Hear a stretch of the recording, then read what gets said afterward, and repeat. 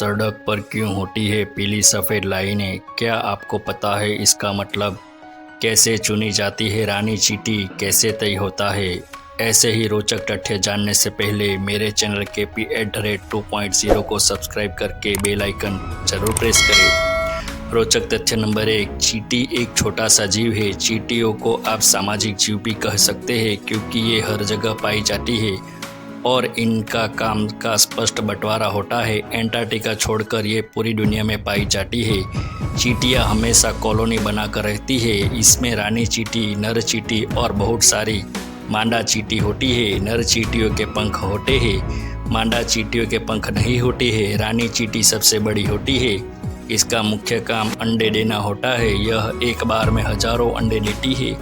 नर चींटी का शरीर थोड़ा छोटा होता है। यह रानी चींटी को गर्भवती करने के कुछ दिन बाद मर जाता है। अन्य चींटियों का काम खाना लाना, बच्चों की देखभाल करना और कॉलोनी नुमा घर बनाना है। यह श्रमिक चींटियाँ होती है और ये ज़्यादातर मादा होती है। रक्षक चींटी का काम घर की देखभाल करना होता है। एक मादा चींटी का श्रमिक या रानी चींटी बनने का भाग्य मुख्य रूप से आहार से निर्धारित होता है, आनुवंशिकता से नहीं।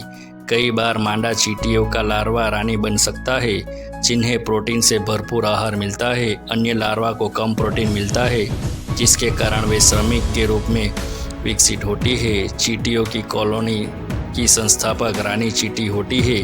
रानी चींटी की उम्र लगभग 20 साल होती है, लेकिन बाकी चींटियाँ 45 से 20 दिन तक ही जीवित रहती है। जब रानी चींटी मर जाती है तो चींटियों की कॉलोनी नष्ट हो जाती है। लड़ाकू चींटियाँ अपनी सीमा का विस्तार करती है।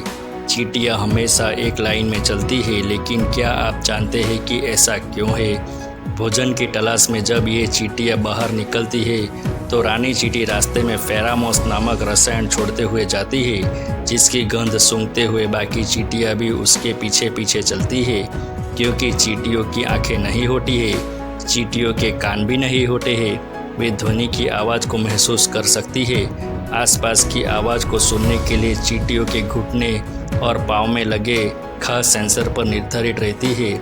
रोचक तथ्य नंबर 2, आपने देखा होगा कि सड़क पर कुछ न कुछ लाइनें बनी होती है। जैसे जैसे हम सड़क पर सफ़र करते हैं वैसे वैसे अलग अलग रेखाएं दिखाई देती है। आखिर इनका क्या उपयोग होता है? सड़क पर आपने सफ़ेद और पीले रंग की रेखाओं को कई बार देखा होगा। इनमें से कुछ रेखाएं लंबी और कुछ छोटी होती है। इस रेखाओं को सड़क दुर्घटनाओं को रोकने के लिए बनाया जाता है। अगर आपको सड़क के बीच में बिना गैप वाली लंबी सफ़ेद लाइन दिखाई दे रही है तो उस सड़क पर तेज़ गति से वाहन न चलाएं। इसका मतलब ये भी है कि उस सड़क पर आगे चल रहे वाहन को ओवरटेक नहीं करना चाहिए।